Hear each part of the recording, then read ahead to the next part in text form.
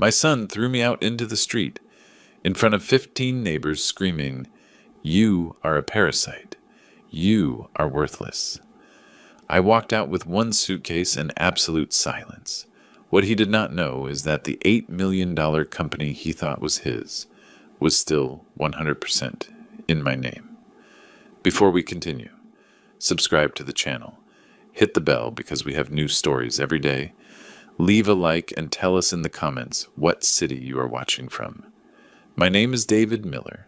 I am 64 years old, and for the last 2.5 decades, I built something I was proud of. A tech company valued at $8 million. But on September 28th, a Saturday afternoon, my life changed brutally in less than 10 minutes. I was in the living room of the house I shared with my son Daniel and his wife Jessica. I had lived there for 3 years after becoming a widower. Sarah, my wife, had passed away in July of 2019 after 42 years of marriage. Since then, Daniel insisted I move in with them. "Dad, you cannot be alone," he told me with a voice that back then I interpreted as filial concern. That afternoon I was reading when Daniel stormed in like a hurricane. His face was red with fury. The veins in his neck were bulging. Jessica came behind him with her arms crossed, and that cold look I had learned to recognize in recent months. "Enough!" Daniel shouted. "I am sick of supporting you. You are a freeloader who contributes nothing to this house." I froze. The words made no sense. I paid $1,200 a month for my room and expenses, a specific amount I'd insisted on giving from day one.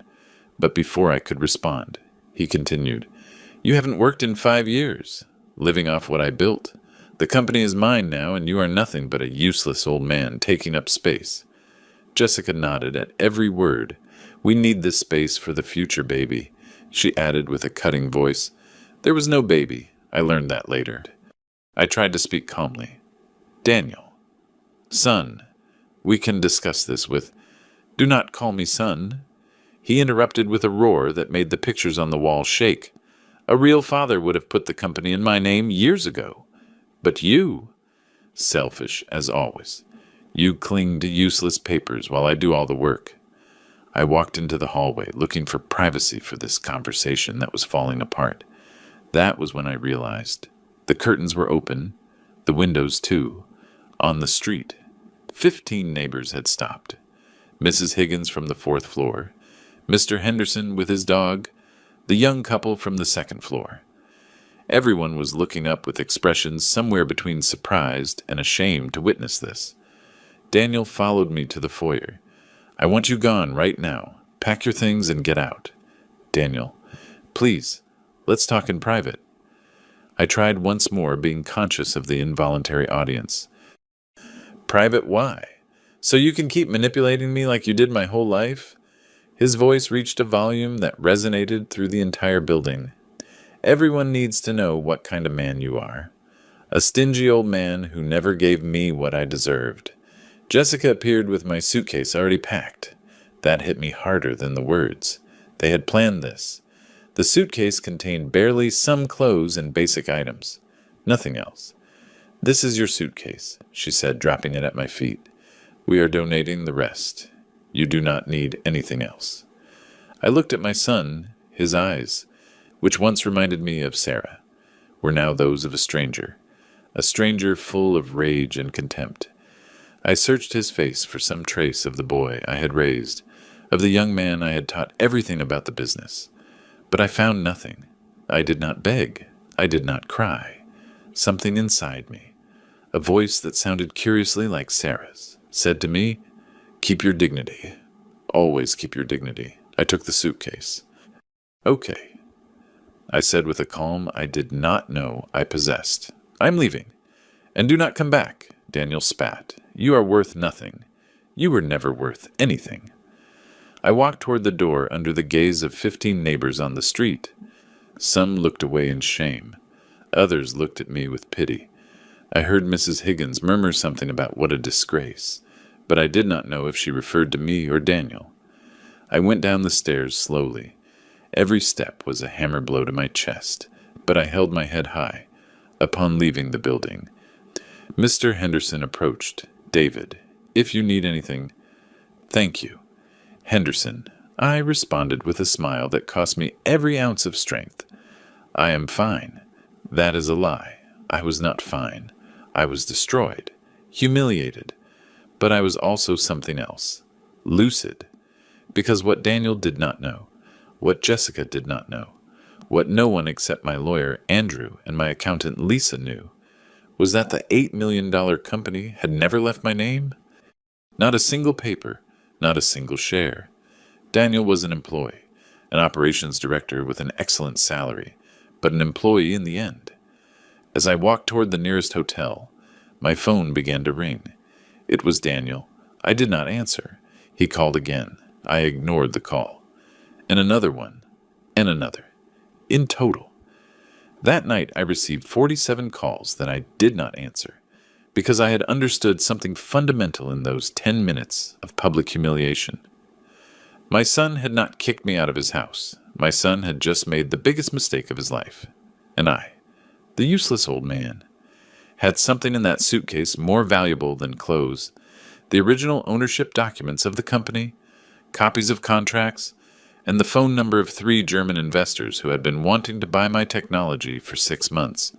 48 hours. That was all I needed, in that hotel room, sitting on a bed that was not mine, with a suitcase containing barely the essentials. I did something I had not done in years. I remembered the beginning of everything. It was March of 1998.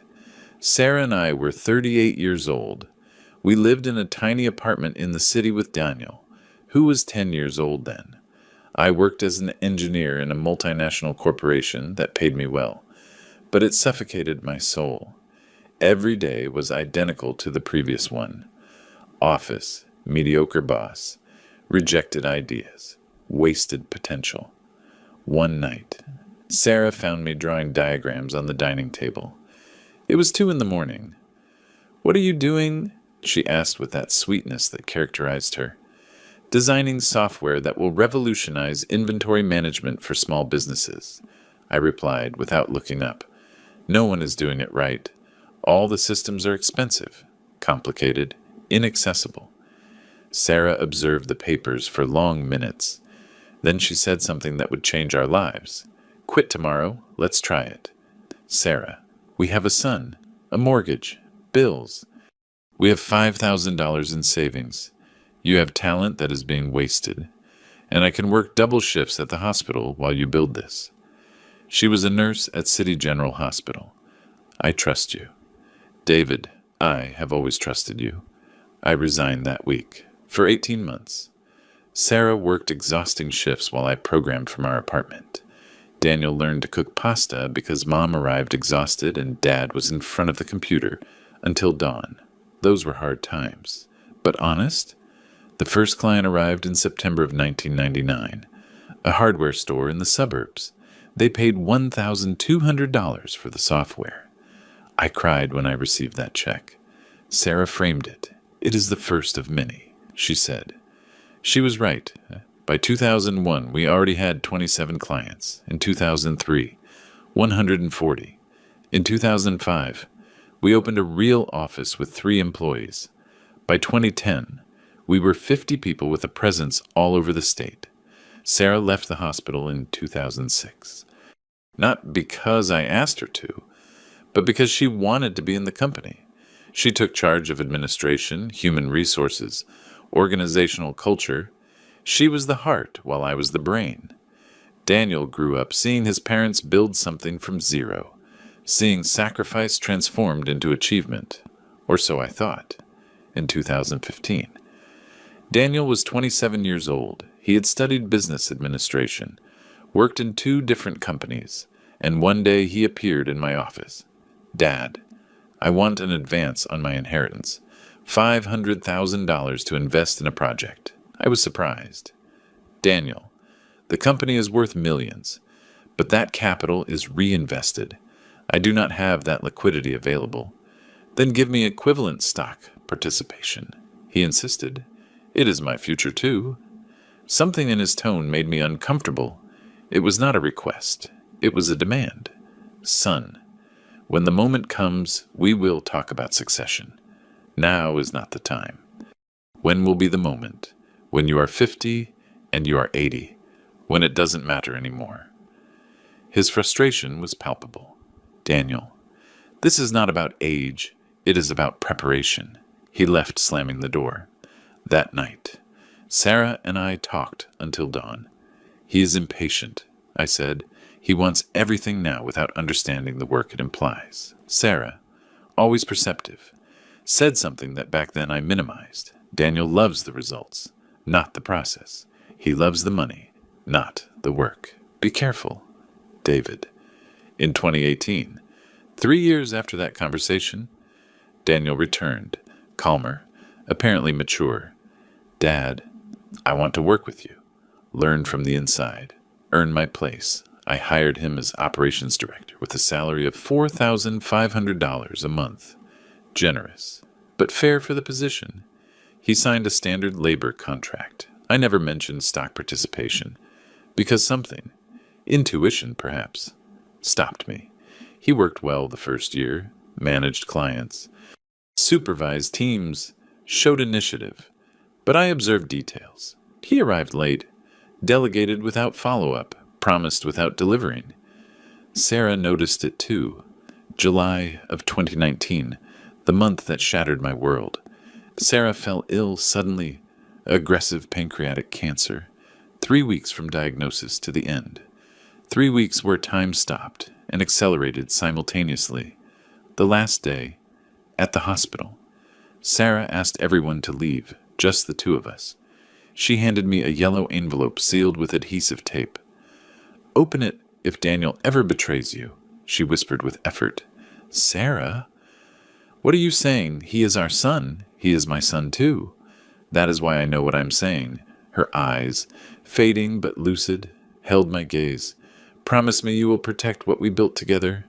Do not let anyone, not even him, destroy our legacy, I promise you. And promise me something else. If the moment comes, live for yourself. Start over. Do not stay trapped in guilt or misunderstood loyalty. I cried like a child. How am I going to live without you? Living. David, simply living. She smiled weakly. You were the love of my life. Now be the love of yours. She died that night with my hand in hers. I kept the envelope without opening it. For 5 years it was in my safe, forgotten under documents and contracts, until that September 28th of 2024, when in the hotel room, rummaging through my suitcase, I found that yellow envelope I had brought by pure instinct. I opened it with trembling hands. Inside were 12 pages written with Sarah's careful handwriting. The first sentence froze me. David, if you are reading this. Daniel showed his true face. I am so sorry. My love. The following pages detailed observations she had made in silence. Conversations where Daniel spoke of accelerating the inheritance. Disparaging comments about my age. Plans with Jessica, whom she met months before he introduced her to us. Sarah had investigated discreetly and discovered intentions that I, blinded by paternal love, did not want to see. The last page said, You did not transfer shares because your instinct protected you. Trust that instinct now. Protect what is ours. And when everything ends, please, live. Find joy again. You deserve it. I closed the envelope while tears fell on the pages. Sarah had known. 5 years before, she already knew. My phone vibrated. Daniel again. Call number 72 since the expulsion. I did not answer, because I had just understood that Sarah had given me more than a warning. She had given me permission to do what was necessary, and I would do it. The early morning of September the 29th, with Sarah's letter still trembling in my hands, I made a decision that would change everything. I needed to know exactly what had been happening in my own company, while I, naive, trusted, blindly. I called Lisa, my accountant. It was 6 a.m, but she answered on the second ring. Lisa had been our accountant since 2010, 14 years of impeccable loyalty, If there were suspicious movements, she would have detected them. David, thank God you called. I've been trying to contact you since yesterday. Her voice sounded tense, almost terrified. I need to see you urgently. I cannot speak on the phone. We met at a coffee shop far from the office. Lisa arrived with a bulging folder and deep circles under her eyes. She sat in front of me, and the first thing she said was, "Forgive me for not informing you sooner. Daniel threatened to fire me if you found out." She opened the folder. Inside were bank statements, transfers, corporate documents I had never seen. My stomach contracted. In March of this year, Daniel and Jessica registered a parallel company, Tech Vega Solutions. Vega is Jessica's maiden name. Lisa pointed to the articles of incorporation. Initially, I thought it was a personal project. But then I noticed the transfers.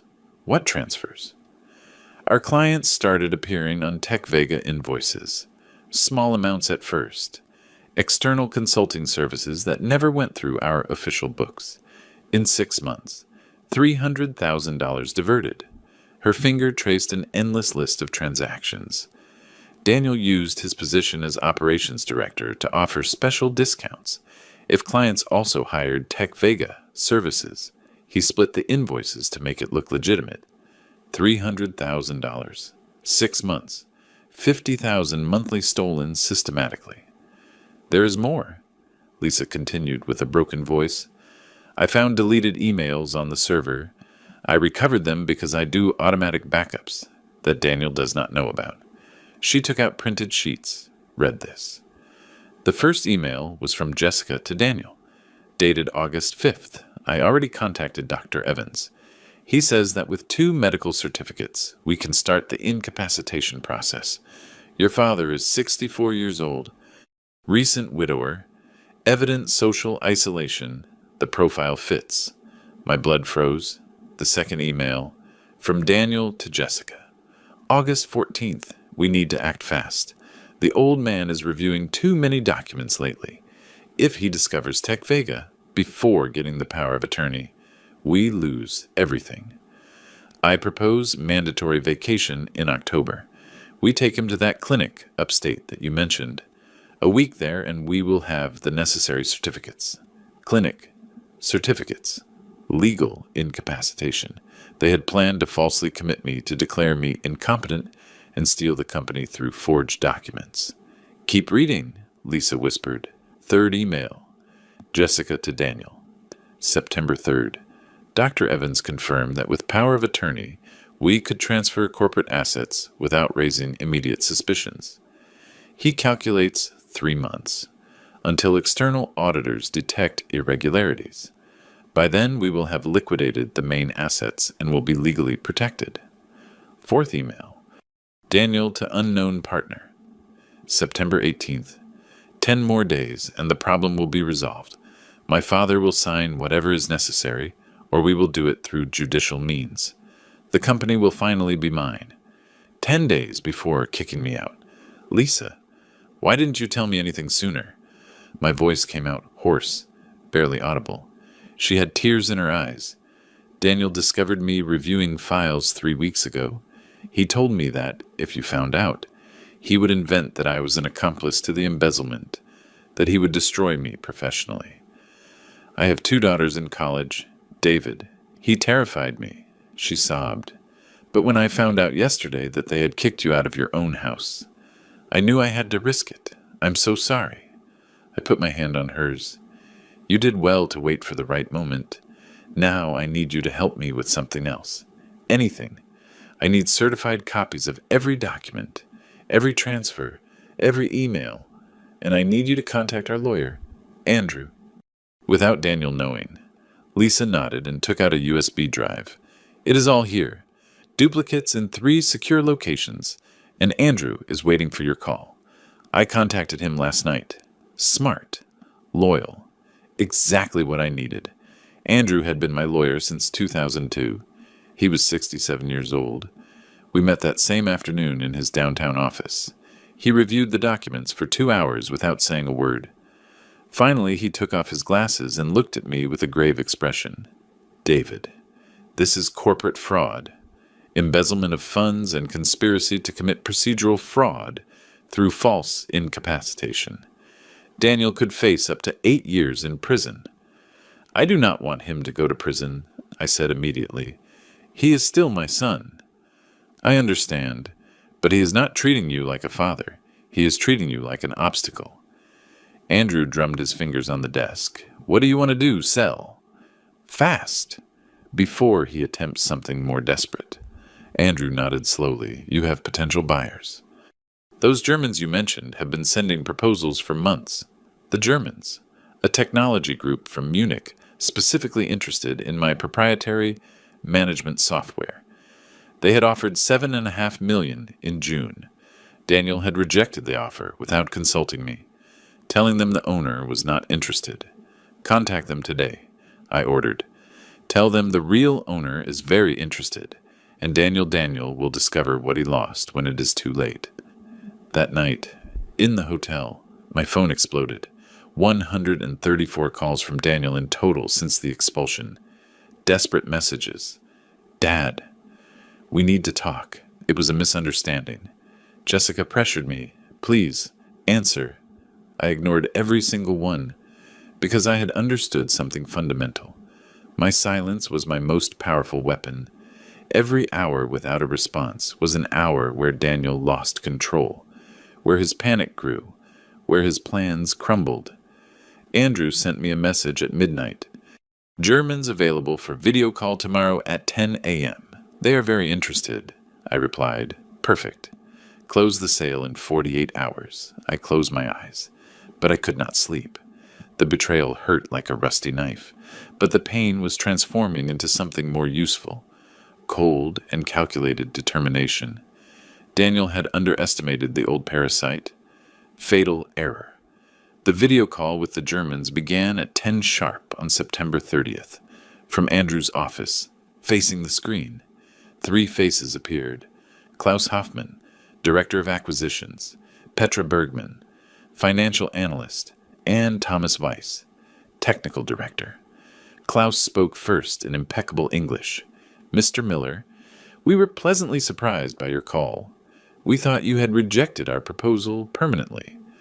My son rejected it without consulting me, I responded firmly. I am the only registered owner of the company. He was an employee with limited authority who overstepped.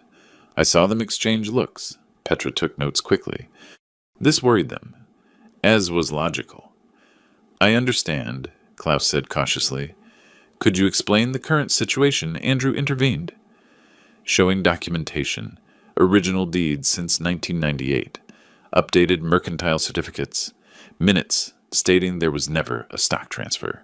Everything legal, everything clean, everything indisputable. Daniel Miller worked as operations director with a standard labor contract since 2018. Andrew explained. No corporate participation, no power of attorney. The company belongs 100% to Mr. David Miller. Thomas, the technician, changed the subject. Mr. Miller, your management software is exceptional, but we need guarantees that the proprietary technology is protected and legally transferable. Here I shined. I spent the next 2 hours explaining every algorithm, every innovation, every patent registered exclusively in my name. I showed development documentation since 2001. Technical evolution, source code with my author credentials. I had created that system with my own hands during thousands of hours in front of the computer. Did your son participate in technical development? Thomas asked. Absolutely not. Daniel manages clients and operations. He does not program. He does not design. He does not innovate. The technology is completely mine. Petra reviewed financial statements. We see solid revenue, stable portfolio, healthy margins, but we detect recent irregularities in secondary accounts, embezzlement that we are documenting legally. I admitted without beating around the bush. My son diverted approximately $300,000 to a parallel company. We have complete proof and legal process starting. That amount will be recovered or deducted from the final price. The The brutal honesty threw them off, but also generated trust. I was not hiding anything. Klaus leaned back in his chair. Mr. Miller, your transparency is refreshing. Our original offer was $7.5 million. Given the current circumstances and possible legal complications, we maintain that figure. Andrew looked at me, awaiting my answer. I breathed deeply. This was the moment. Gentlemen, I understand your conservative position, but allow me to reframe the situation. First, the legal complications are with a dishonest employee, not with the corporate structure you will acquire. Second, I have signed contracts with 63 active clients, 17 in advanced negotiation that I will close before transfer. Third, my software has scaling capacity that you have barely explored. I opened a presentation I had prepared during the early morning. I showed realistic projections of European expansion, integrations with German systems, untapped market potential. They were not fantasies. They were solid technical analyses based on real research. My technology is worth more today than 4 months ago when you initially offered. Clients are growing. Demand is increasing. The competition continues offering inferior products. You are not buying a company in trouble. You are buying a company ready to explode under proper management. Thomas nodded slowly. The numbers are convincing. My price is $8 million, I declared with a firm voice, non-negotiable. And I close in 36 hours, or I look for other buyers. Tense silence. Klaus consulted something off camera. Petra calculated on her computer. Thomas reviewed technical notes. We need to consult with our board of directors, Klaus said finally. You have until tomorrow at this same time. I replied, standing up. Then I consider other options. I cut the video call. Andrew looked at me stunned. David, you risked a lot. They could reject. They won't. They have been chasing this technology for a year. They know it is unique. I was right. 5 hours later, Klaus called personally. We accept. $8 million. Transfer in 2 parts. $4 million upon signing preliminary contracts. $4 million upon completing legal transfer. Perfect. Prepare documentation. I hung up and allowed a smile to cross my face for the first time in days. While Andrew coordinated lawyers, notaries, and managers, Lisa worked from the shadows. She copied every relevant corporate file to secure servers. She documented every fraudulent movement of Daniel with surgical precision. She prepared a complete dossier for delivery to authorities, if necessary. My phone kept vibrating constantly. Daniel had called 98 times in 2 days. His messages evolved from conciliatory to desperate. Dad, please, I need to talk to you urgently. There is a terrible misunderstanding. Jessica manipulated me. Too late, too little, too fake. On October 1st, the German lawyers arrived in Chicago. Exhaustive review of corporate documentation, contracts, patents, assets. Everything was impeccable because I always kept meticulous records. Lisa provided them access to complete accounting systems. Where's the operations director? One of the German lawyers asked. Fired for embezzlement of funds, Andrew replied dryly. Here is the termination letter with just cause. Effective since yesterday. I had legally fired Daniel without him knowing yet. Technically, he was still trying to enter offices where he no longer had authorization. Security had orders not to allow him access. The final negotiation occurred on October 22nd of 2024. Boardroom in a neutral law firm, notary present, certified translators. I signed 23 different documents. Every signature was liberation. Every rubric was justice. Bank transfer of $4 million, confirmed at 5:40 p.m. The remaining $4 million would arrive after completing registration transfers in 30 days. I shook hands with Klaus. Take good care of the company, I said sincerely. It has 26 years of my life inside. We will, he promised. And, Mr. Miller, I admire your courage. Not many men rebuild at your age. It is never too late to defend what is yours. I left the building with Andrew. The October sun shone warmly. I breathed deeply, feeling weight disappear from my shoulders. Now what Andrew asked. Now Daniel discovers what he lost. On the morning of October 23rd, Daniel discovered the truth in the most brutal way possible, trying to access corporate bank accounts, according to what Lisa told me later. He arrived at the office at 8:30, confident, oblivious to everything. He tried to enter the banking system and found access blocked. He called the bank directly. "Good morning. I need information about my company accounts. Your name and relationship to the company," the bank executive asked. "Daniel Miller, Operations Director." Long pause, typing on a computer. "Mr. Miller, you no longer appear as authorized on any account. The only valid signatures are Mr. David Miller and the new corporate owners." "New owners? What are you talking about?" "The company was transferred yesterday. I cannot give you more information. Good morning." Lisa said Daniel stood paralyzed for 5 full minutes. Then he began to scream. He called managers, accountants, assistants. No one had answers because no one knew anything except her. And Lisa feigned ignorance perfectly. Finally, he called me. It was call number 102 since my expulsion. This time, I answered. "What did you do?" His voice was a mix of panic and rage. "What the hell did you do?" "Good morning, Daniel. Do not give me formalities. Did you sell the company?" "You could not do that without consulting me." "I could, and I did. I am the sole legal owner. You were an employee. You aren't anymore.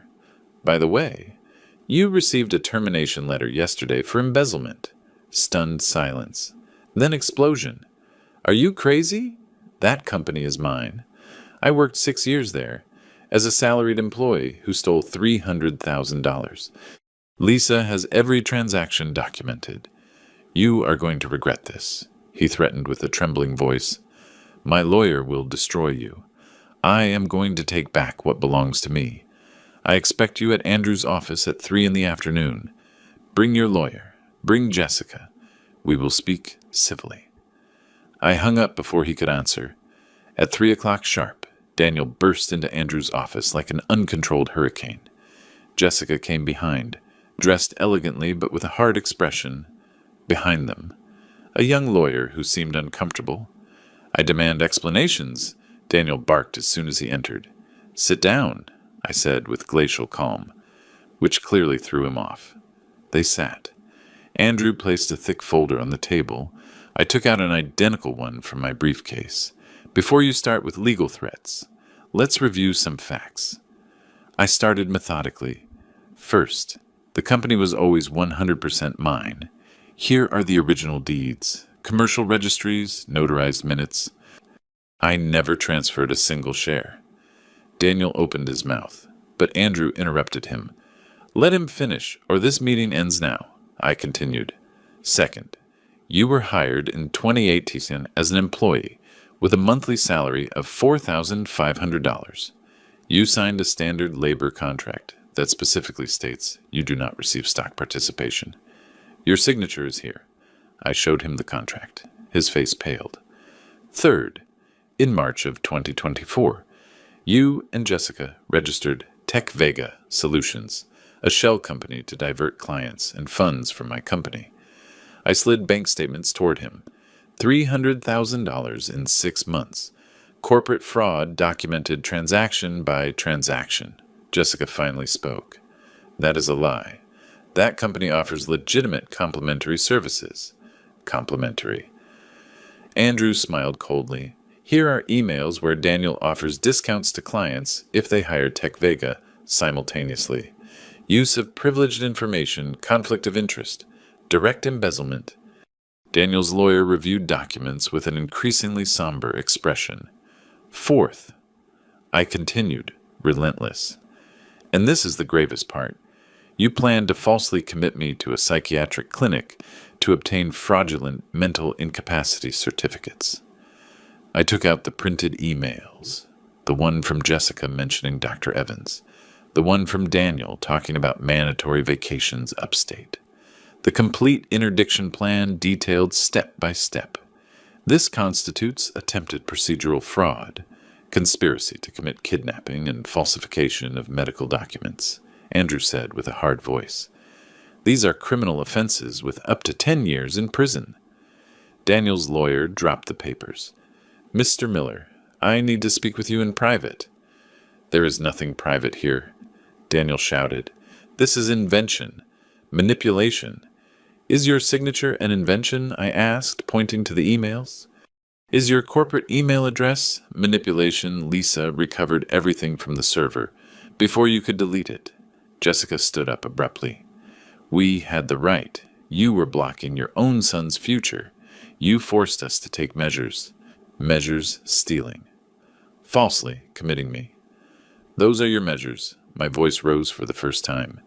I gave you dignified employment, generous salary, opportunities, and this is what I get. You owed me that company, Daniel exploded, hitting the table. I am your son. My inheritance. I worked 6 years waiting for you to give me what I deserved.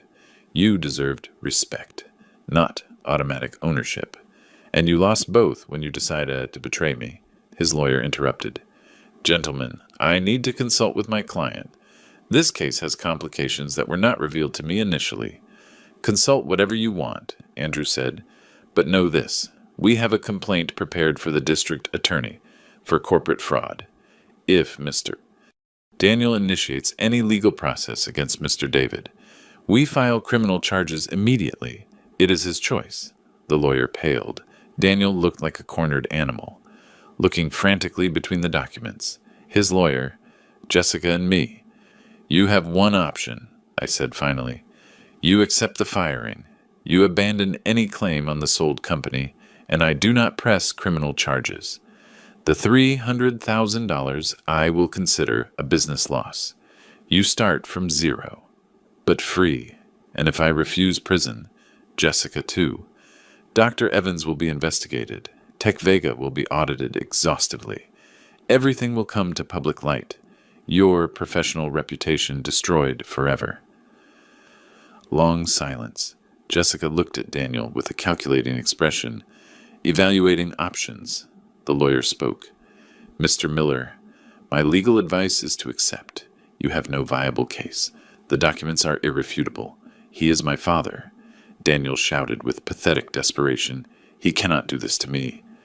You stopped being my son when you screamed that I was worth nothing in front of 15 neighbors. I replied, standing up. Now you are simply someone who made grave mistakes and must face consequences. You have until tomorrow to decide. Andrew, we are finished here. I left the office without looking back. Behind, I heard Jessica hiss something to Daniel, his lawyer speaking urgently, chairs dragging outside, under the October sun. I breathed deeply. My phone showed the 134 ignored calls accumulated. I deleted them all at once. They no longer mattered. Daniel had lost. I had won. But oddly, I did not feel triumph. I felt a strange emptiness, as if closing a painful but necessary chapter of my life.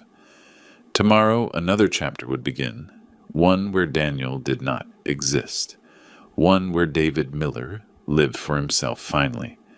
Daniel did not accept the offer. His wounded pride prevented him from seeing reality.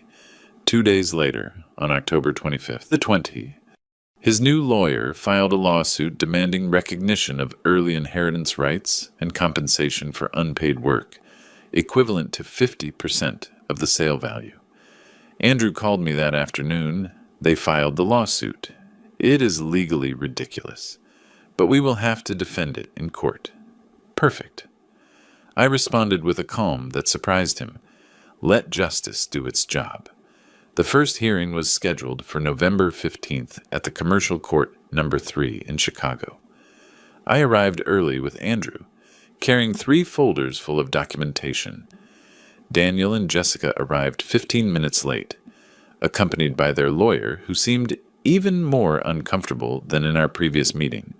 The judge, Judge Franklin, a man of about 50 with a serious expression, briefly reviewed the preliminary documents before starting. Mr. Daniel Miller, you claim rights over a company sold by your father. Explain the legal grounds for your lawsuit. Daniel's lawyer stood up. Your Honor, my client worked 6 years in the family business with a verbal promise to inherit the company. He dedicated his professional life to that project with the understanding that he would be the natural successor. Do you have contracts, minutes, documents that back up that verbal promise? The judge asked. Not in writing. Your Honor, but it is custom in family businesses that— Custom is not law, the judge interrupted dryly. Anything else? My client never received a fair salary for his work. His compensation was symbolic compared to the real value of his contributions. Andrew stood up. Your Honor, here are the labor contracts signed voluntarily by the plaintiff. Monthly salary of $4,500, increased annually, plus performance bonuses. Total accumulated in 6 years, $340,000 in direct compensation. He handed over certified copies. The judge reviewed them carefully. $4,500 a month is a very generous salary for an operations director in a company of that size. The judge observed. Did you sign these contracts freely? Mr. Daniel Miller. Yes, but under family pressure. And did you have a lawyer present when signing? No. But did they prevent you from seeking legal advice before signing? No. However, enough. The judge moved to other documents. I see here that the company was founded in 1998. 26 years before this lawsuit. Did the plaintiff participate in the founding? My client was 10 years old at that time, his lawyer admitted. Did he contribute initial capital? Did he develop the proprietary technology? Does he appear as a co-founder in any commercial registry? No, Your Honor. But as a son, he has rights. Inheritance is claimed after the owner passes away, not while he lives, and certainly not over assets that the owner legitimately sold. The judge looked directly at Daniel. Mr. Miller, do you have proof that your father was legally incapacitated at the moment of selling the company? Daniel hesitated. Jessica whispered something to him. Finally, he responded. I believe he was under undue influence from his lawyer. Medical proofs of mental incapacity, psychiatric certificates, testimonies from health professionals. No, but his age and emotional state. 64 years is not a legal disability. The judge cut him off. Anything else? Andrew seized the moment. Your Honor, I have evidence that the plaintiff committed corporate fraud during his employment. He presented Lisa's dossier, transfers to Tech Vega, compromising emails, falsified invoices. The judge reviewed page after page with an increasingly furrowed brow. This is very serious. Diversion of corporate funds to a personal company. $300,000 in 6 months. Your Honor, everything documented. Daniel's lawyer paled. Your Honor, those transactions were accounting misunderstandings that— Here are explicit emails deliberately splitting invoices to hide the real origin of the services. The judge pointed out, reading one aloud. This is not a misunderstanding. It is systematic fraud. Then he found the emails about the interdiction plan. His expression changed from serious to outraged. You plan to falsely commit the defendant to obtain control through fraudulent medical certificates? Absolute silence in the room. Jessica looked at the floor. Daniel was livid. Your Honor, those emails are taken out of context. The lawyer tried weakly. The context is perfectly clear. The judge closed the folder abruptly. This lawsuit completely lacks legal basis. Furthermore, the evidence presented suggests that the plaintiff committed serious crimes during his employment. I reject the lawsuit entirely. Legal costs to be paid by the plaintiff. He banged the gavel. Hearing concluded. And Mr. Daniel Miller, consider yourself lucky that your father has not filed criminal charges. Many would. We left the court under the bright November sun. Daniel stayed inside with his lawyer, probably receiving an astronomical bill for a lost cause. Well done, Andrew said, shaking my hand. It was justice. not revenge, I replied. There's a difference. That afternoon, I received a call from the German bank. The remaining $4 million were deposited. Total, $8 million in my personal account. I sat on a bench in the park looking at the lake. 8 million. 26 years of work condensed into a digital number. I should feel joy, triumph, satisfaction. I felt loneliness. That night, I made a decision that surprised even Andrew. I want to donate $2 million to the Oncology Research Institute in Chicago, in the name of Sarah Miller. David, that is a huge amount. Sarah died of cancer. If that money helps other families not suffer the same, it is a better use than keeping it in the bank. I signed the donation papers on November 20th. The Institute organized a small ceremony. They put up a commemorative plaque, Donation Sarah Miller, in memory of her life dedicated to service and unconditional love. I cried in front of that plaque. First tears since Sarah's funeral 5 years ago, with $6 million remaining. I made a second decision, disappear from Chicago, San Diego. I always loved that coastal city where Sarah and I spent our honeymoon in 1981, where we promised to return someday to live quietly by the sea. On November the 25th, without telling anyone except Andrew and Lisa, I got on a train with 2 suitcases. This time I was not fleeing. This time I was choosing. Chicago remained behind with its painful memories, its sold company, its lost son. Ahead was San Diego, city of perpetual sun and new possibilities. I was 64 years old, $6 million, and for the first time in decades, absolutely no obligation to anyone. Freedom, terrifying and intoxicating simultaneously. San Diego welcomed me with a Pacific breeze and December sun that warmed the skin without burning. I rented an apartment in La Jolla, a quiet coastal neighborhood, far from the tourist noise of downtown. 2 bedrooms, balcony with ocean view, precious silence. The first days I walked aimlessly, beach in the mornings, local market at noon, reading on the balcony in the afternoons. 64 years discovering that I did not know how to be alone without a purpose. The company had been my identity for 26 years. Without it, who was I one afternoon? Walking through Balboa Park, I saw a sign, Pacific Art Academy, painting courses for all levels. Something in my chest stirred. Sarah always insisted that I had wasted talent. When you retire, you will paint, she used to say, caressing my hands. These hands created companies, but they can create beauty too. I never retired. She died before. I entered the academy almost without thinking. Small reception smelling of turpentine and coffee. A woman of about 50-something, brown hair tied back, red-framed glasses, genuine smile. Good afternoon. Welcome. I am Elizabeth Price, director of the academy. David Miller. I am here for the painting course. Previous experience? None. Well, I drew when I was young, 40 years ago. Elizabeth smiled. Perfect. The best time to resume is now. We have a beginners group on Tuesdays and Thursdays, 6 p.m. Are you interested? I signed up immediately. First class. December 3rd. 8 diverse students, a cheerful retiree, a college student, an accountant bored with numbers, a recent divorcee, and me. Elizabeth taught with infinite patience, moving between easels, correcting strokes gently. Do not look for perfection. Look for expression, she repeated.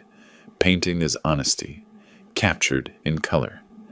My first attempts were clumsy disasters, twisted perspectives, muddy colors, palpable frustration. But Elizabeth always found something salvageable. Look how you captured the light here. That cannot be taught. It is felt. After classes, some students went for coffee nearby, simple conversations about techniques, favorite artists, daily life. No one asked what I did for a living. No one investigated my past. I was simply David, older man learning to paint. Elizabeth joined occasionally. I discovered she was a widow for 3 years, retired art teacher who opened the academy to keep her hands busy and her heart entertained. In her words, she had an easy laugh, firm opinions about Picasso, overrated, and passion for Sargent. That man understood light. One afternoon, working on a particularly frustrating still life, I murmured. My wife insisted I could do this. I'm not sure she was right. Elizabeth approached. Passed away 5 years ago. Cancer. I am sorry. My husband, too. Car accident. Pause. She was right about your talent. You just need to trust your instincts. Something in her tone, understanding without pity, comforted me deeply. While my personal life flourished discreetly, my finances demanded attention. 6 million inactive in the bank was waste. But I did not want traditional investments. I wanted impact. I contacted managers specialized in ethical investment. I am looking for small startups with honest founders, sustainable projects, real social impact. I'm not interested in maximizing profits, but generating change. They presented 12 projects. I chose 5. App to connect local farmers with consumers, tech recycling company, educational platform for rural areas, training center for unemployed people over 50, community solar energy cooperative.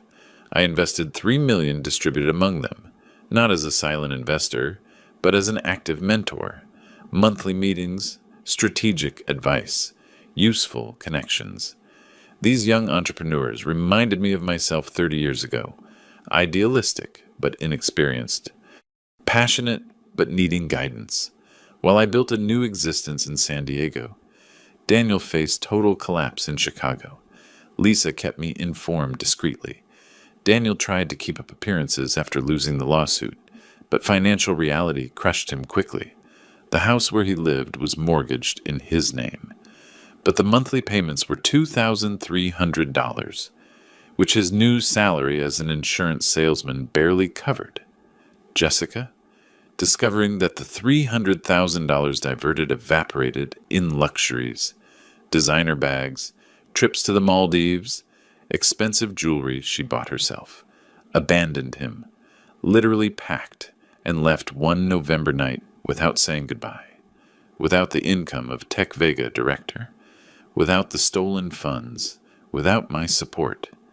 Daniel began delaying mortgage payments, then basic services, then everything, desperate to maintain an image of success. He made a fatal mistake. He asked for a loan from informal lenders, $50,000 initially, with weekly interest of 5% compound. The debt grew like financial cancer. By December, he owed $400,000 between loan sharks, banks, credit cards. The bank foreclosed on the mortgage. Daniel was literally on the street, living temporarily with a former college classmate who offered a couch out of pity. Lisa sent me a message. Daniel called the office looking for you. He is desperate. He says he needs to speak urgently. I replied, block his number. There is nothing to discuss. It sounded cruel. Probably it was. But I had learned a painful lesson. Helping someone who does not want to change is prolonging their fall, not avoiding it. On my balcony in San Diego, watching an orange sunset over a calm ocean, I felt something strange, peace mixed with melancholy. Not joy for Daniel's ruin, but acceptance that our paths diverged irreversibly. Elizabeth became more than a teacher, company on coastal walks, deep conversations about loss and reconstruction, comfortable silences drinking coffee while the world kept turning. I never mentioned money. I never bragged about achievements. I was simply David, recent widower, novice painter, man rediscovering how to live. And for the first time in decades, that was enough. One night in mid-December, sitting on my balcony under the stars, I took out Sarah's letter again. I had not reread it completely for months. I had opened it that devastating night at the hotel, but the pain then was too fresh to absorb every word she wrote. Now, with temporal and emotional distance, I needed to understand it completely. The first page began with a date, July 15th of 2019, 3 days before her death. Her handwriting, usually firm and elegant, trembled slightly in certain strokes. Effect of medications or physical weakness, I supposed. David, my eternal love, if you read this. It means our son finally showed what I feared for years. It gives me no pleasure to be right about this. Believe me, a mother always wants to be wrong when she suspects the worst of her child. I continued reading with a lump in my throat. I started noticing worrying changes in Daniel during 2014 when he was 26 years old. He came to visit us one Sunday, I remember exactly. June 8th. We were talking in the garden about his work at that consultancy. You mentioned casually that the company was worth $3.5 million then. I saw how his eyes lit up, not with pride for your achievement, but with cold calculation. He asked immediately, "When do you plan to retire?"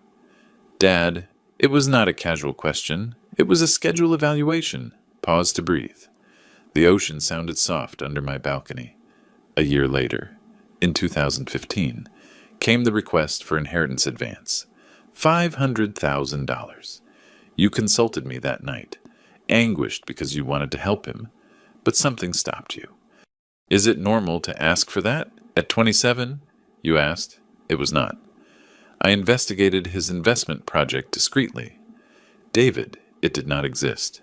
I spoke with Mary Lou, his ex-girlfriend back then. She confessed that Daniel had online gambling debts, $80,000. The $500,000 were to pay that and finance an unsustainable lifestyle. I did not know any of this. Sarah never told me directly.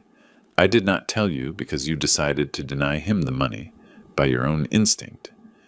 I preferred you to trust your judgment without my influence, but I began observing more carefully. The following pages detailed minute observations over 4 years. Phone conversations Sarah heard by chance, where Daniel spoke with friends about hoping the old man retires once and for all. Sarcastic comments about my age during family scenes that she noticed, but I ignored. Sudden visits to our house, always coinciding with conversations about wills or estate planning. In April of 2018, when he asked you for a job in the company, I thought he had finally matured. But I heard a phone conversation of his from our study. He was speaking with someone named Mark. He said textually, "I am getting in from the inside. In 2 years, I convinced the old man to sign the transfer. You know how he is. Sentimental and weak. It will be easy." Daniel laughed when saying that. He laughed at you. Hot tears rolled down my cheeks. I confronted him the next day. He denied everything, said I misunderstood. But his eyes told me the truth. In that moment, I knew that someday he would betray you, gravely. I began preparing to protect you.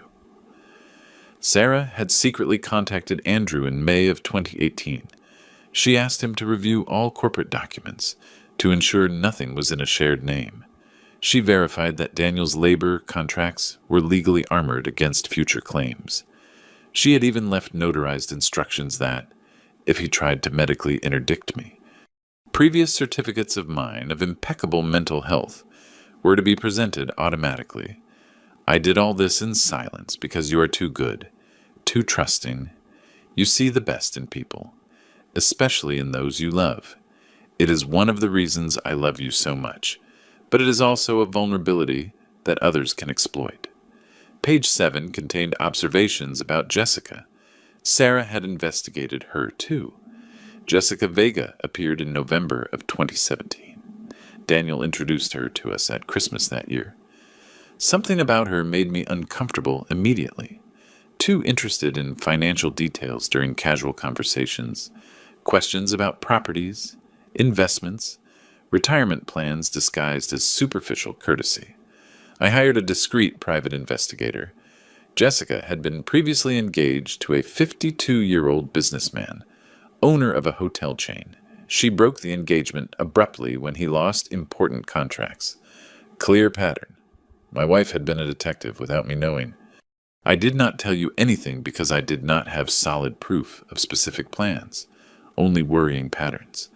But I write this so you know, when they betray you, and they will, It was not your failure. You were a loving father, generous employer, patient mentor. Some people simply choose greed over gratitude. Final pages were specific instructions. When this happens, do not sink into guilt or paralyzing sadness. You did everything right. They chose wrong. Protect what is ours legally, financially, emotionally. But afterwards, David, afterwards, live. Do not lock yourself in pain or bitterness. We were happy 42 years. Honor that happiness by being happy again. Find company if you wish. Laugh, travel. Paint those pictures you always postponed. Go to San Diego as we promised. Fulfill our dreams, even if I am not physically present. I will be in every sunset you admire, every wave you hear, every color you mix on your palette. Last page was simply, I love you eternally. You were, are, and will be the great love of my existence. Now be the great love of yours, Sarah. I folded the letter slowly. The ocean kept sounding. San Diego slept quietly. Elizabeth had invited me tomorrow to an exhibition at the local art museum. My investments in startups showed promising results. I had painting class on Thursday. Sarah was right. She was always right. I was not betraying her memory by being happy. I was honoring her. I kept the letter in a special drawer next to our wedding photograph. I kissed my fingers and touched her smiling face in the image. Thank you. My love, I whispered, I am living. Finally, I am living. February of 2025.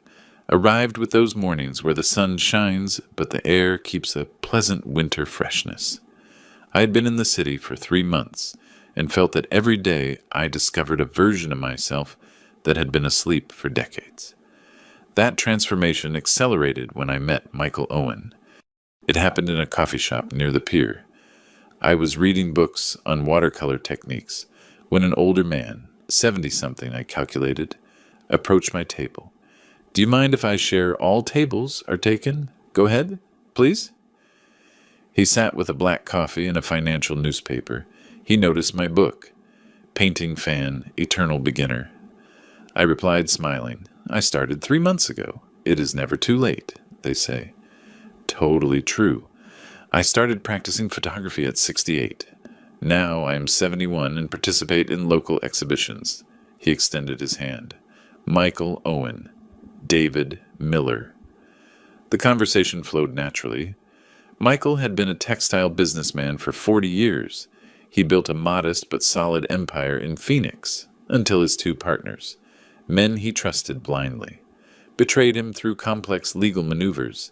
They stole 60% of the company, using contractual loopholes that he, trusting, never foresaw. I lost almost everything, he said without bitterness, only acceptance.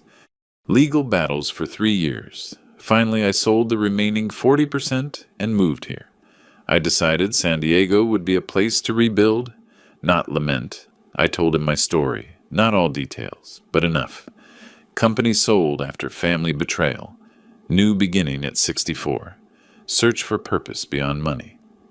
Michael listened attentively. When I finished, he nodded thoughtfully. You know what is missing in this country?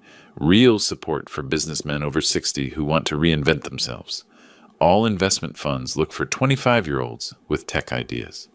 No one invests in a 65-year-old man with 40 years of experience, but needing capital to start something new. Something clicked in my mind. What if we do it? Do what create a specific fund for senior businessmen, people with experience, contacts, knowledge, but without financial resources after divorces, bankruptcies, betrayals. Michael's eyes shone. It would be revolutionary. During the following weeks, we met almost daily. We designed the complete structure. Investment fund focused exclusively on entrepreneurs over 55 years old. We were not looking for tech unicorns. We were looking for solid businesses, sustainable, led by experienced people frequently ignored by the traditional financial system. I invested $2 million. Michael contributed $800,000. With $2,800,000, we legally established the Senior Renaissance Fund in March of 2025. Criteria were strict, but human. Demonstrable experience in the proposed sector, realistic business plan, personal commitment of the entrepreneur, positive social impact. We did not demand impossible mortgage guarantees. We demanded honesty, work, and responsibility. First investments arrived in April. A 58-year-old woman, former bank manager fired due to cuts, wanted to open financial consultancy for divorced women. We gave her $80,000. A 64-year-old man, master carpenter forced into retirement, dreamed of an artisan workshop combining traditional techniques with modern design. $100,000. A 62-year-old couple, former owners of a restaurant ruined by the pandemic, wanted to reopen with a sustainable concept. $120,000. By June, we had financed 9 projects, all prospering, while the fund grew. My relationship with Elizabeth evolved naturally. It was not a soap opera romance. It was deep friendship, transforming gradually into something more meaningful. It started with conversations after painting classes extending until midnight. Then Sunday walks along the boardwalk. Then short trips. Santa Barbara in May, Napa in June, Sonoma in July. Elizabeth took photos while I painted clumsy but honest watercolors of landscapes. "You have an interesting eye," Elizabeth commented, reviewing my notebooks. "Not perfect technique, but you capture the emotional essence of places. That is more valuable." "You taught me to see differently," I replied sincerely. "No, I simply gave you permission to trust what you always saw." In July, Elizabeth suggested something unexpected. "Have you considered photography? It would complement your painting. Different media, same search for beauty." I bought a professional digital camera days later. I discovered immediate passion. Photography was immediacy, where painting was patience. Both completed me. Elizabeth and I became inseparable without defining labels. We were not formal boyfriend and girlfriend. We were two widowed people finding company, complicity, and renewed affection, in a stage where society expects us to simply wait for the end. We rejected that expectation. While my existence flourished, Daniel's collapse was completed. Lisa wrote to me in August. Jessica left Daniel definitely. She discovered that, besides losing everything, he contracted debts with illegal lenders. $400,000 accumulated. She literally fled, changed phone, blocked social media. Daniel remained alone with unpayable debts. I felt neither joy nor satisfaction. I felt a strange emptiness. This man, destroyed financially and emotionally, was technically my son. But it was also a stranger who chose betrayal over loyalty. "Is he still trying to contact you?" Lisa asked. "Not anymore. He stopped calling 2 months ago." Tacit silence. Daniel had finally understood that the bridge was burned irreparably. He worked selling insurance for a small company. Basic salary of $1,400 a month. He lived in a rented room, sharing an apartment with 3 strangers. The lenders pursued him legally. His life was daily survival, nothing more. Part of me, a small but real part, wanted to help. But I remembered Sarah's letter. Some people only learn when they face the full consequences of their choices. Daniel chose. Now he lived that choice. In September, Senior Renaissance Fund had helped 23 entrepreneurs.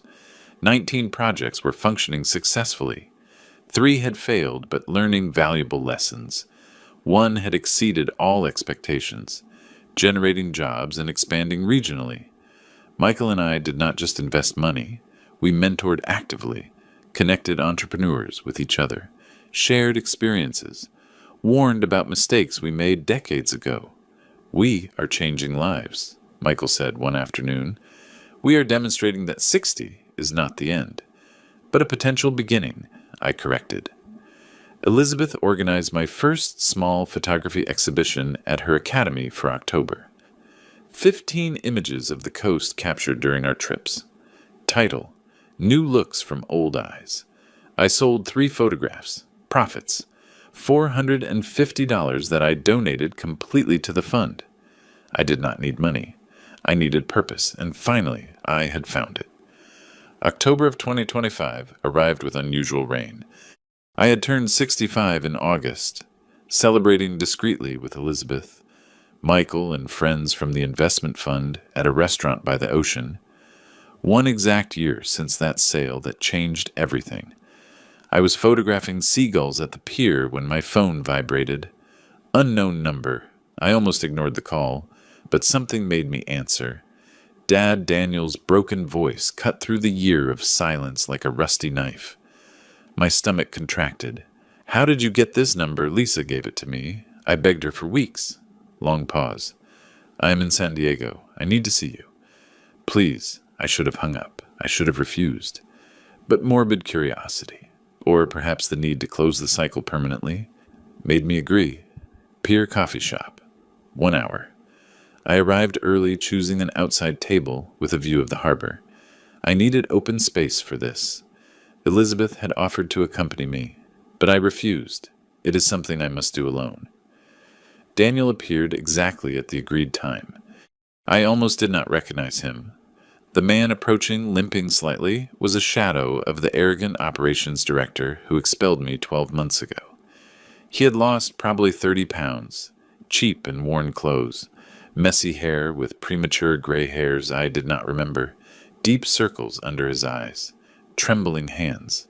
He sat in front of me without asking for permission. "Thank you for coming." I did not respond. I simply observed him with clinical distance, like an entomologist studying a specimen. "I know I do not deserve even a minute of your time," he began with a hoarse voice, "but I need you to listen. I need you to understand." Understand what, exactly? That I was wrong. Terribly wrong. Tears began rolling down his cheeks. "Jessica manipulated me. She convinced me that I deserved more, that you were stealing my future. Jessica did not force you to plan my forced commitment. Jessica did not steal $300,000. Jessica did not scream parasite at me in front of 15 neighbors." He shrank, as if the words were physical blows. "You are right, absolutely right. It was me. It was all my decision." Waiter approached. I ordered a black coffee. Daniel asked for water. He did not have money for more. I supposed. "Why are you here?" "Daniel?" "Because I lost everything. Absolutely everything. The apartment, Jessica, friends, dignity. I work selling policies for a miserable commission. I owe $400,000 to dangerous people who threaten me weekly. I live in a shared room with strangers." He sobbed openly. "And the worst is that I deserve every second of this hell." I drank my coffee slowly. "Did you come asking for financial rescue?" "No." He shook his head, frantically. "I came asking for forgiveness. I came telling you that you were right about everything. That Mom was right about me. That I am exactly the failure she feared. Did you know your mother left me a letter before dying?" His face paled. "What 12 pages detailing every alarm signal she observed for years? Your obsession with money. Your gambling debts that you hid. Your conversations where you laughed at my naivety. She knew who you were before I accepted seeing it." Daniel covered his face with his hands. "My God, Sarah loved you. But she also knew you. And she protected me, even from her deathbed." Heavy silence fell between us. Seagulls squawked. Tourists walked by laughing. The world continued indifferent to our private drama. "Is there anything I can do?" he asked finally with a voice barely audible. "Any way to repair? Even a fragment of what I destroyed?" I considered the question honestly. "You can live differently. Work honestly. Pay your debts gradually. Build the character you never had. But do it for you, not waiting for my approval or reward. And us, is there a possibility of—" "No." The word came out firm, without hesitation. "That bridge was burned Completely. You lit the fire. I cut the remaining ropes. There is no reconstruction possible. But I am your son. You are an adult man who took adult decisions with adult consequences. Shared blood does not erase conscious betrayal. He broke completely. He cried with sobs that shook his thin body. A tiny part of me, ancestral echo of fatherhood, wanted to console him, but that part no longer dictated my actions. Daniel, I learned something fundamental this year. I can live without you. In fact, I live better. I have peace I never had with you nearby. Purpose that I built independently. Company that values honesty over opportunism. I cannot live without you. He whispered. Yes, you can. You just need to learn how. Just like I learned. I got up leaving enough bills to cover both consumptions. The crucial difference is that I chose to live fully. You must choose to live honestly. They are different paths that will never cross again, not even occasionally. An annual coffee. Birthday message. Nothing. Complete silence. It is the only gift I can give you. Freedom from my expectations and my disappointment. I walked toward the exit. Daniel called my name. Dad, I stopped, but did not turn around. I love you. Despite everything, I love you. I breathed deeply. I loved you too. Past tense. Goodbye. Daniel. I left without looking back. Elizabeth waited for me nearby, respecting distance but present. She hugged me without words. I cried on her shoulder for long minutes. Did you do the right thing? She asked softly. I did what was necessary. That night, on my balcony, under bright stars, I felt the final weight vanish. Daniel was a past closed definitively. Ahead was a future built with my own hands, decisions and merits. 65 years old, widower, without a son, but surrounded by genuine friends, meaningful projects, renewed love. It was not the ending I imagined. It was better. December of 2025. A year and 3 months since that public humiliation that paradoxically became my liberation. I am sitting in the Contemporary Art Gallery in downtown San Diego. The exhibition is titled Rebirths, Views from the Second Half. 30 photographs of mine capturing faces and moments of entrepreneurs, from the fun Michael and I created. Every image tells a story of resilience, reinvention, courage. Elizabeth is next to me, her hand resting naturally in mine. We did not make a dramatic announcement about our relationship. It simply happened, organically, as important things should happen. We are partners in a deeper sense. Two people who lost a lot, but chose to build again instead of giving up. That is my favorite, she says, pointing to a photograph of Ramon, a 64-year-old carpenter whose artisan workshop now employs 6 people. In the image, his weathered hands hold a piece of wood, carved with exquisite detail. Natural light illuminates every wrinkle, every scar, every story contained in those hands. Hands, honest, are always beautiful, I reply. The exhibition attracts 50 people. We sell 17 photographs. Complete profits go to the fund. I do not need money. I need impact. Michael approaches with a glass of wine. 26 entrepreneurs now. We just approved 3 more projects. Artisan Bakery, led by a 61-year-old woman. Human Resources Consultancy for Small Businesses, directed by a 57-year-old former manager, and a language school specializing in seniors. We are changing the narrative, I say, demonstrating that experience is worth as much as youth. More, Michael corrects smiling, because it comes with painfully earned wisdom. I received a message from Lisa 3 weeks ago. Daniel continues working honestly. He sold an important policy that generated a commission of $4,000. He used it all to pay debts. He lives austerely, without luxuries, without shortcuts. Finally, learning a fundamental lesson. Dignity is built with sustained effort. It is not inherited, nor stolen. I did not answer the message. His path is no longer my responsibility. I think frequently about those 26 years building a company from scratch with Sarah. They were extraordinary. But these last 14 months, rebuilding from emotional ruins, have been revealing in a different way. I learned that identity should not be tied exclusively to professional achievements or family roles. Identity is a daily choice to live authentically. Sarah would be proud, not for the money kept or revenge executed, but for the life chosen afterwards. I fulfilled every instruction of her letter. I protected our legacy. I settled in San Diego. I painted. I photographed. I found genuine company. I lived fully. Elizabeth is organizing a trip to Portugal for January.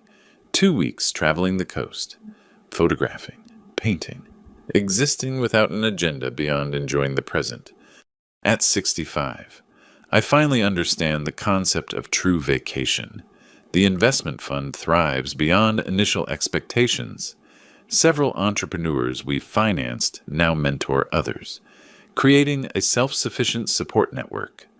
Michael and I plan to expand the model to other cities. Seattle expressed interest in replicating the concept. We are not millionaire saviors. We are men who understood that financial capital without human capital is sterile. We invest both, money and experience, resources and respect. Someone asks me during the exhibition, "What advice would you give to older people facing betrayals or devastating losses?" I think carefully before answering. First, pain is valid, but it should not be permanent. Feel it completely, then choose to move forward. Second, age is not a limitation but an advantage. You have perspective that young people do not possess yet. Use it. Third, rebuilding does not mean recovering what was lost, but creating something new and potentially better. Fourth, surround yourselves with people who value character over convenience. And fifth, never, ever allow the betrayal of others to define your worth. You determine your own value through daily actions. Spontaneous applause. Elizabeth squeezes my hand. That night, on the balcony that became a personal sanctuary, I look at the stars shining indifferent to human dramas. I think of Daniel in Chicago, probably in a narrow room, fighting with debts and regrets. A tiny part of me still hurts for him, but that part no longer governs decisions. I chose life over misunderstood loyalty. I chose dignity over family guilt. I chose future over past. Phone vibrates. Message from Ramon, the carpenter, Mr. Miller. They just commissioned me furniture for a complete hotel. Contract of $80,000. Without your initial help, I would be begging for a job that no one gives to men my age. Thank you for believing, I reply. I did not give you anything you did not already have. I only recognized your potential. Elizabeth comes out to the balcony with 2 glasses of wine. We toast in silence, looking at the illuminated city below us. Happy, she asks simply. Completely. And it is true. Not naive happiness, ignoring past pain. Mature happiness that integrates losses, betrayals, disappointments into a broader narrative of resilience and renewal. 65 years old, widower, father without a son, businessman without a company. Also, active mentor, emerging photographer, enthusiastic painter, loving partner, social investor, man living exactly as he wishes. Daniel taught me a crucial lesson. Shared blood does not guarantee loyalty. Painful but liberating experience. Sarah taught me another. True love transcends physical death when it is honored through a life well lived. Elizabeth is teaching me a third. It is never too late for authentic connection based on mutual respect. And I finally learned the most important one. Dignity is not inherited nor given away. It is conquered daily, choosing integrity over convenience, courage over conformity, growth over stagnation. The story began with humiliating expulsion. It ends with chosen liberation. Not all endings are happy, but some, the ones honestly earned, are deeply satisfying. I toast with Elizabeth under the stars, grateful for the betrayal that finally forced me to live for myself? Sometimes, losing everything is the only path to finding the essential. If you like this story, like the video, subscribe to the channel, and share your impressions in the comments. To listen to the next story, click on the box on the left. Thank you for watching.